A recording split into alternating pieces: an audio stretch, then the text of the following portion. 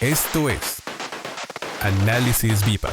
Hola a todos, me da mucho gusto saludarlos. Mi nombre es María Arisa, soy directora general de la Bolsa Institucional de Valores y estoy muy contenta de poder compartir este espacio con una reconocida economista que además es una gran amiga, pero que la verdad sus puntos de vista son verdaderamente relevantes, sobre todo en contextos como este, y escuchados por muchas de nuestras tomadores de decisiones en este país. Y la verdad es que estoy contenta porque justamente Valeria y yo vamos a platicar de todos los retos y oportunidades que México todavía presenta en estos momentos, pero de cara a el gran evento que estamos por realizar en Viva el 3 de septiembre, que es el Viva Day. Este es un evento que hacemos todos los años justamente para poder convocar inversionistas que estén buscando oportunidades en mercados emergentes, específicamente en México, y nosotros poder platicarles un poco de lo que vemos en ese sentido de oportunidades en diferentes industrias en nuestro país. Entonces, yo quisiera que en este contexto y con este marco platicáramos Valeria y yo sobre qué es lo que Valeria ve en términos de retos arancelarios, de cómo se está reconfigurando la cadena de suministros en México. En ese sentido, qué oportunidades se encuentra para posicionarse, para abrir alternativas de inversión, cómo estamos viendo los mercados, el financiamiento, las oportunidades para empresas y pues un poco la visión que Valeria pueda compartirnos en ese sentido de los próximos 3 a 5 años para nuestro país. Entonces, Valeria, bienvenida. Muchas gracias, María, qué gusto. Estoy feliz de tenerte aquí, sabes que te quiero y te admiro mucho. Yo también. Y bueno, la verdad es que me gustaría muchísimo empezar contigo, Val, un poco sobre el tema arancelario, que obviamente es uno de los temas que ha generado más ruido, más volatilidad, que nosotros hemos percibido inclusive en los mercados, con cambios en los índices, como tú los has visto, tanto para la alza como para la baja, dependiendo de cuál sea el anuncio, pero que obviamente pues reconfiguran el apetito de los inversionistas en ese sentido. Y yo quisiera un poco preguntarte, desde esta primera amenaza arancelaria hasta el día de hoy, ¿cómo has visto la respuesta de México a los Estados Unidos en política, en acuerdos, en discurso? ¿Qué tan efectivos hemos sido? Y obviamente más allá del TEMEC y de la geografía, ¿qué otras ventajas estructurales pueden ayudarnos a resistir esta presión y diferenciarnos frente a otros países emergentes? A ver, María, yo creo que esa es la pregunta del momento, ¿no? Sí. Todos estamos hablando de aranceles todo el tiempo, todas las semanas, todos los días estamos discutiendo el nuevo arancel, porque todos los días pasa algo que si bien le puede aplicar o no le puede aplicar a México, sí le aplica al resto del mundo. Y en ese sentido, me parece que la volatilidad que han traído los aranceles no es algo que ya haya pasado, no es agua pasada, sino que va a seguir, va a seguir otro ratito. Sí. Y el presidente de Estados Unidos lo va a seguir utilizando como herramienta de negociación, no únicamente como política comercial, sino como herramienta de negociación para lograr otras cosas.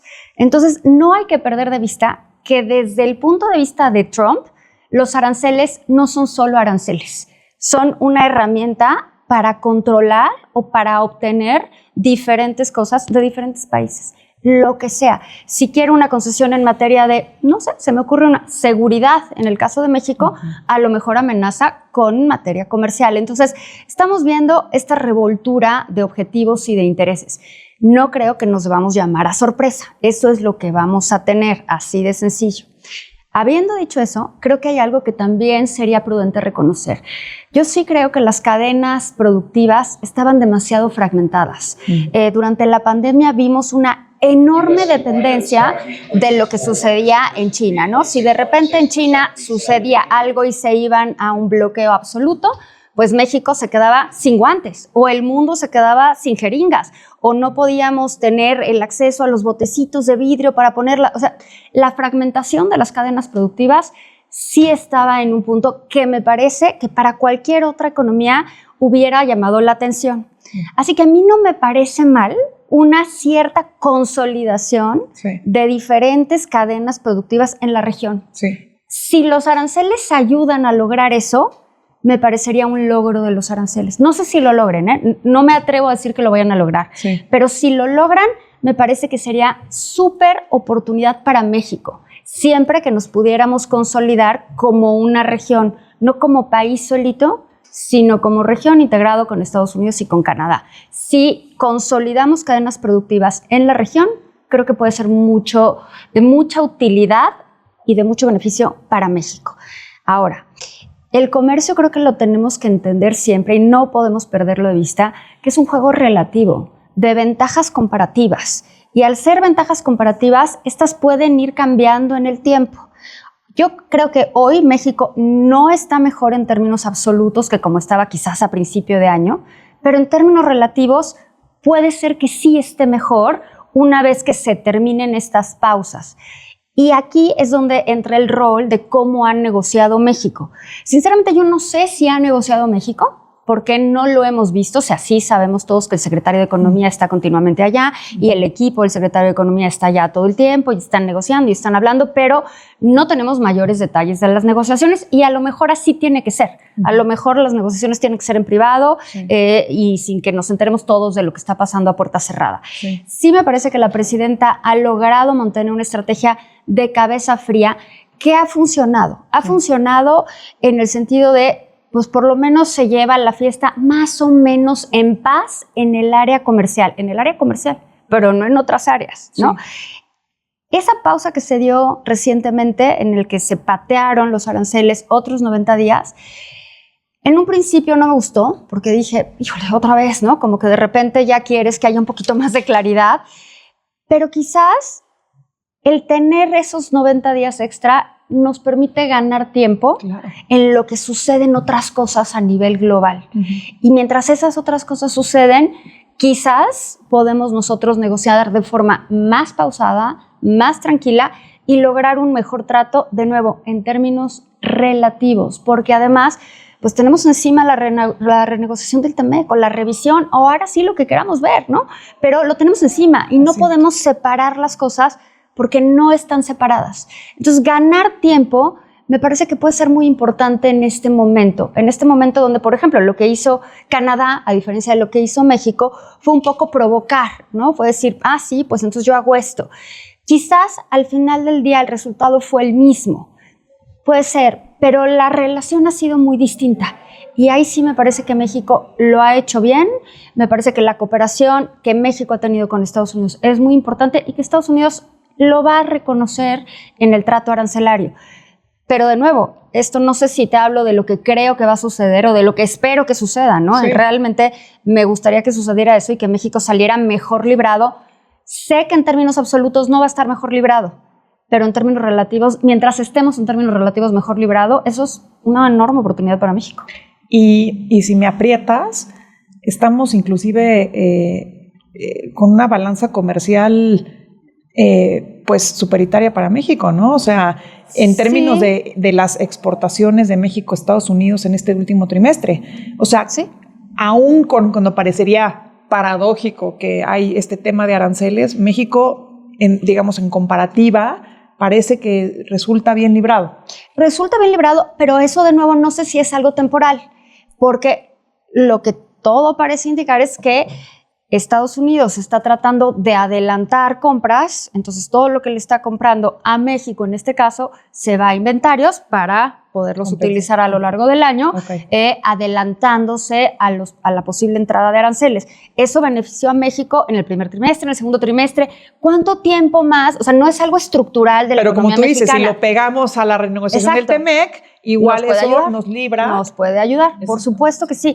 Y bueno, de entrada nos está ayudando a tener un poco más de crecimiento económico del que hubiéramos esperado a inicio de año. Porque las expectativas de crecimiento a inicio de año eran terribles, eran 0 y luego avanzó un poquito el año y eran 0.2 y ahorita estamos en 0.4, pero de alguna manera han sido mejoras muy ligeritas, pero mejoras en lugar de deterioros. Han sido mejoras y eso, pues de alguna manera, es mejor que crecer en términos negativos, ¿no? Totalmente, Valeria. Y sabes que si lo vemos desde el punto de vista, digamos, de los mercados, nosotros que hemos tenido esta sensibilidad, por ejemplo, en financiamiento en deuda, porque en los mercados puedes ir por deuda y capitales. En la parte de deuda, en el 2024 habíamos tenido récord.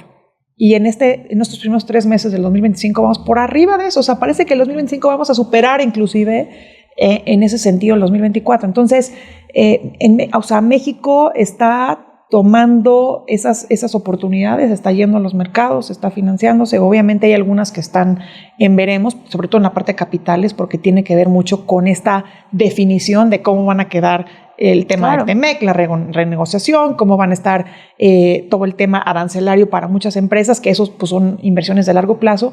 Pero en ese sentido sí hemos visto a las empresas pues llegando, buscando financiamiento, queriendo crecer. Bueno, ve los índices mexicanos, ¿no? En máximos históricos. Entonces, yo te diría que el sentimiento es obviamente con incertidumbre, pero si se puede decir una incertidumbre con optimismo. Yo creo que esa incertidumbre, o sea, creo con absoluta transparencia que este es un mal año para la economía mexicana, más allá de si es recesión o no, que a mí me parece innecesario la discusión. Cuando una economía como la mexicana o del tamaño de la mexicana o del estadio de desarrollo del que tiene la mexicana crece a 1% o a 0.4%, es pésimo, o sea, es pésima información, es un dato muy mediocre. Yo creo que este año y el año que entra van a ser malos en términos de crecimiento, entendiendo malos en eso, no estoy hablando de una recesión, sino de un crecimiento bajo. Sí. Sin embargo, sí creo pero bueno, comparativo, pues es... Sí creo que son 2 años de reacomodo. Sí. Creo que son 2 años de reacomodo donde están todo el país, los inversionistas, los empresarios, los consumidores, las bolsas, todo el mundo está esperando a ver cómo se acomodan las piezas arancelarias, cómo se acomodan otras piezas internas, domésticas en México, cuál va a ser ese reacomodo del nuevo sistema del Poder Judicial. O sea, sí son años de reacomodos, cierto, de ver como cuando se mueve la arena en el mar y que eventualmente la arena va cayendo.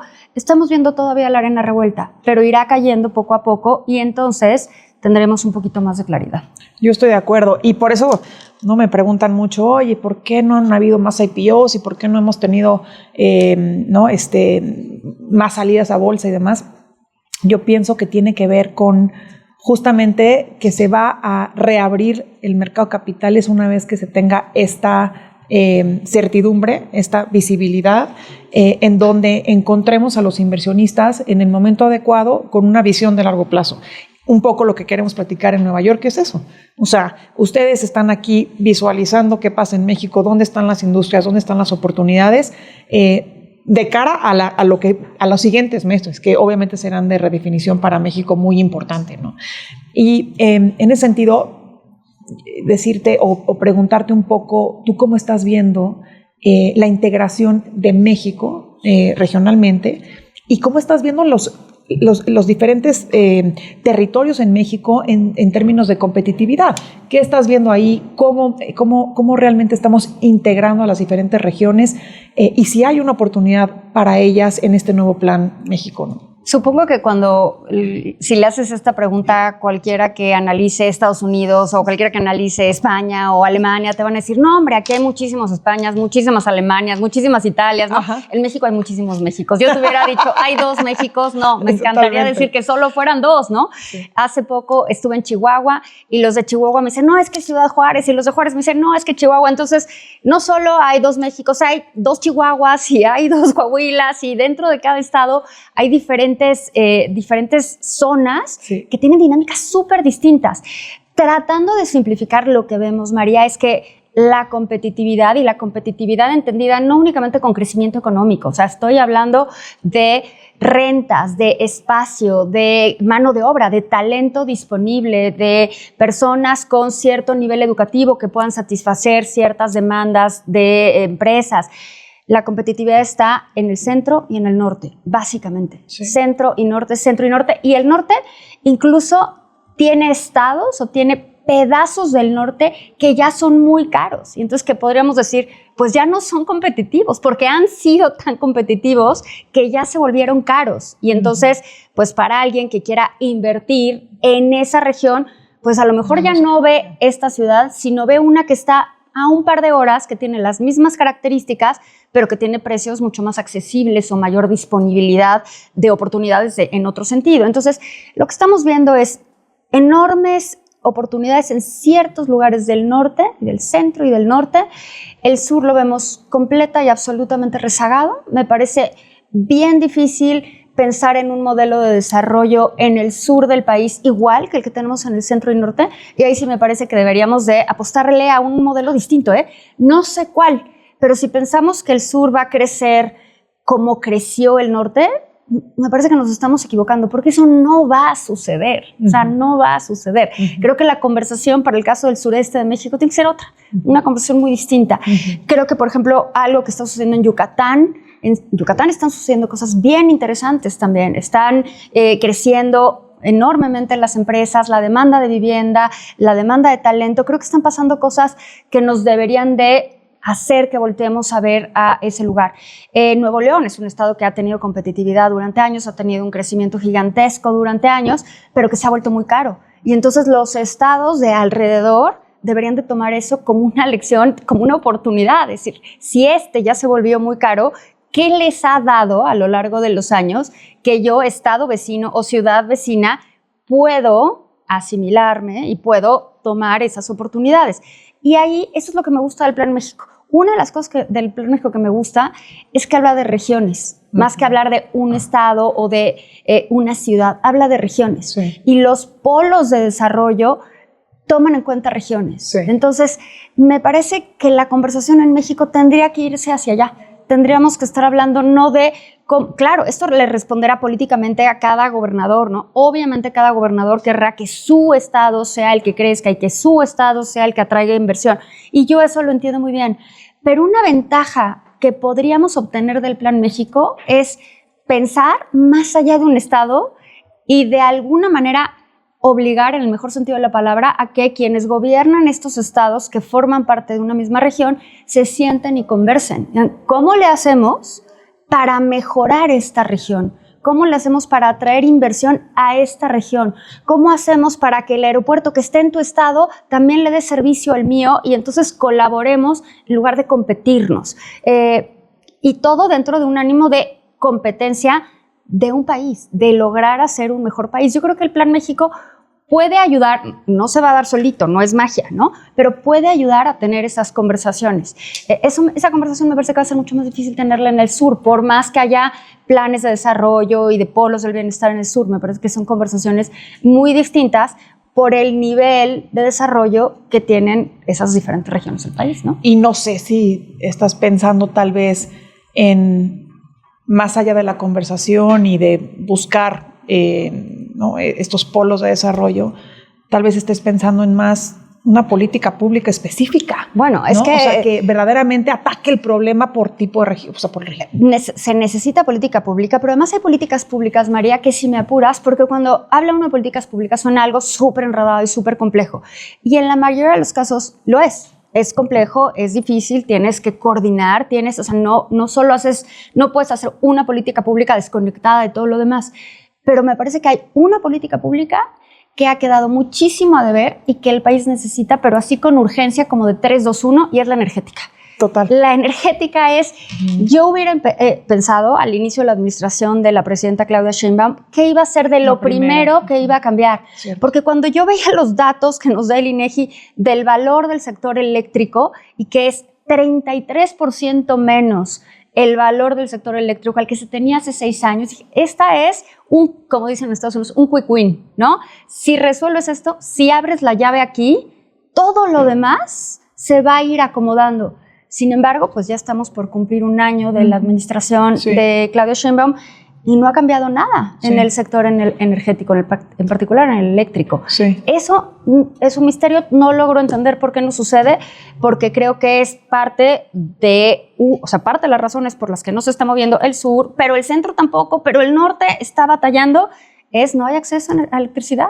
Y si no tienes acceso a electricidad, pues ¿cómo vas a crecer? Sí, y ¿sabes qué? Ya que tocas este tema, me parece fundamental porque además es uno de los que tienen mayor atracción de apetito de inversión. O sea, la parte de energía, nosotros lo vemos. Oye, y además era uno que funcionaba, ¿no? Además sí, era uno pero es que además están los inversionistas, o sea, literalmente están esperando, todos están así, quieren ¿no? entrar a la oportunidad porque es enorme, lo acabas de comentar, a nivel nacional. Además hay tanto catch-up que hacer. Exacto. Que la oportunidad es gigante. Y además se necesita para poder impulsar todas las otras industrias que México sí puede entrarle. Y es más, le hemos metido incentivos, ¿no? Entonces, manufactura avanzada, o sea, justo, semiconductores. parte del plan México es vamos a hacer manufactura avanzada, Ajá. vamos a hacer más tecnología, vamos a agregar data centers, vamos a agregar más valor. Necesitamos. La única forma, o sea, una condición indispensable para que eso suceda es tener más energía. No entiendo por qué eso no ha cambiado. Sí, y además creo que eso es lo que nosotros hemos percibido. O sea, por ejemplo, si tú hablas con inversionistas o hablas con fondos o hablas con los propios empresarios y para lo cual requieren su financiamiento o buscan llegar a mercados, etcétera, es justamente porque están viendo las oportunidades en estas industrias que México está poniendo en su prioridad principal y que está abriendo, digamos, los canales, pero nos falta la infraestructura necesaria para que eso se dé, ¿no? O sea, es parte de energía, es un poco también el tema de agua, es un tema, obviamente, de seguridad, es un tema de certidumbre jurídica. ¿Y dónde está la regulación secundaria? Y seguimos esperando, ¿no? Sí. Y yo creo que, pues esperar cuesta, ¿no? Al final del día le cuesta dinero al país. Lo vemos también como una oportunidad. O sea, pensar en que eso es la palanca que se debería de tomar rápidamente para que México verdaderamente tome esa oportunidad. Es que es una oportunidad en potencia impresionante. Sí. Porque sí, en efecto, si le abren un poquito la llave a ese sector, se puede detonar un crecimiento bien interesante. Sí, de acuerdo. Oye, Valeria, y a ver, yo quería preguntarte un poquito más sobre si tú estás viendo algo más en términos de o sea, ¿cómo podría México consolidarse como un actor confiable frente a inversionistas globales? ¿Qué sientes que México tendría que reforzar para dar esa certidumbre de largo plazo a los inversionistas? Que es un poquito lo que vamos a ir tú y yo a platicar en Nueva York con estos inversionistas, que es el foco de este evento. ¿Qué tendríamos que estarles comunicando de visión de largo plazo, reforzando nuestra comunicación para que verdaderamente veamos esto traducirse en inversión? Estado de Derecho. Sí.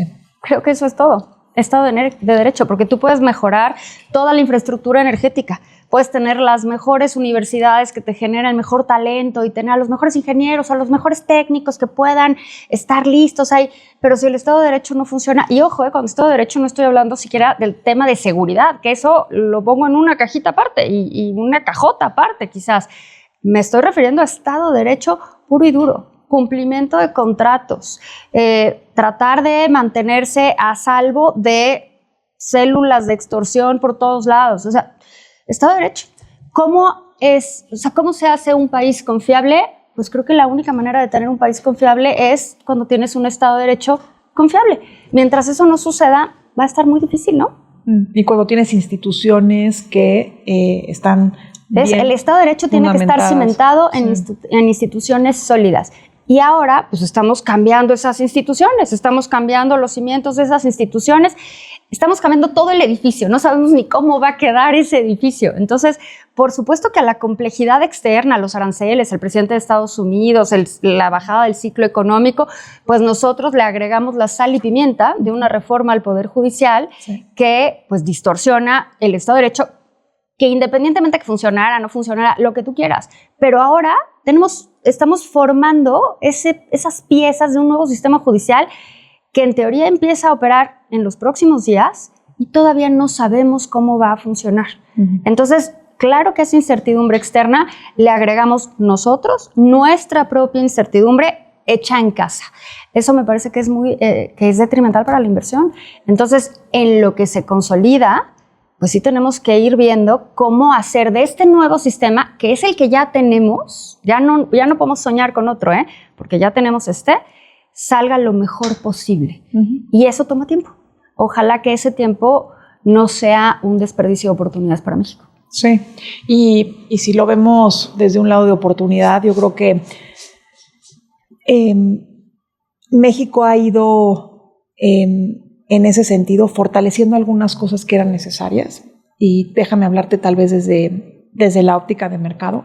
O sea, por muchos años tuvimos una ley del mercado de valores que estaba pues digamos más ad hoc o que le permitía el acceso a menos empresas o a menos capital competitivo, porque si hablamos de competitividad, pues sí, la barrera de entrada era altísima. Hablamos, ¿no?, del costo de financiamiento, pero esta nueva etapa en la que estamos incursionando tiene que ver cómo integramos a empresas de otros tamaños y de otras regiones a la transparencia, a la formalidad, a la institucionalidad, al costo competitivo de financiamiento. Y eso es una gran oportunidad también. Absolutamente. Entonces, si logramos comunicar correctamente estas nuevas oportunidades en industrias, en leyes que nos están apoyando a fortalecer esta competitividad, en que necesitemos reforzar la parte, obviamente, de inversión en energía y de certidumbre jurídica, creo que México, con un TEMEC renegociado, está en un momento muy importante, Valeria. Yo creo que va a salir bien librado. Curiosamente, a mí típicamente me dicen que soy muy negativa. Y yo en este momento lo que veo es muy bajo crecimiento este año, bajo crecimiento el año que entra, pero creo que esos bajos crecimientos abren la puerta a enormes oportunidades. 100%. A enormes oportunidades. Sí. Porque si detonas energía competitiva, eso te puede ayudar. Si detonas en esta nueva configuración de un nuevo sistema de Estado de Derecho, reconfigurar algo, las leyes secundarias, que escuchen a los inversionistas, en a los empresarios. Épocas de reacomodo, sí creo que si jugamos bien las cartas como país, si cada uno juega bien las cartas que le van tocando, sí México puede salir bien librado en esta reconfiguración global y local. Sí. Me parece que hay una oportunidad, creo que es una oportunidad importante. Si se toma o no, dependerá de nosotros, dependerá de nosotros y desde luego del acomodo global. Pero yo ahí tengo la impresión y también de que logremos comunicarnos bien y que el gobierno nos escuche nuestros puntos de vista y que logre compenetrar y tomar decisiones hacia adelante que justamente vayan pasando todos estos retos. Ojalá que así sea. Ojalá que así sea. Pues yo, la verdad que nada que más que agradecerte tu tiempo, siempre tu visión, tus puntos de vista son espectaculares, te admiro mucho. Pero me emociona lo que viene para México, Valeria. Creo que estamos además en el momento en donde se va a inclinar la balanza para bien. Sí. Digo, ya llevamos un tiempo diciendo lo mismo, pero ahora sí yo lo veo. Porque además ya estamos ahora sí en el siempre TEMEC. Pasa después de las grandes crisis. Entonces, cierto. Estamos en ese reacomodo. Estamos en eso. Y así que para nosotros es una oportunidad muy buena de ir a hablar de estas oportunidades de México, hablar de lo que las grandes empresas están haciendo como tractoras, pero cómo eso está realmente cascadeando a las empresas que están dentro de las cadenas de suministro de México y fortaleciendo nuestra industria interna también, ¿no? Pues muchísimas gracias, mi querida Valeria. María, muchas gracias a ti. Gracias a todos y pues nos vemos en el Viva Day, esperando que tengamos un día muy productivo y donde podamos realmente hablar de mucha inversión y eventualmente después del Viva Day reunirnos con Valeria para ver ¿a dónde nos llevó todo esto? Muchas gracias. Gracias. La Bolsa Institucional de Valores presentó Análisis Viva. Suscríbete a nuestro podcast y síguenos en todas nuestras redes sociales.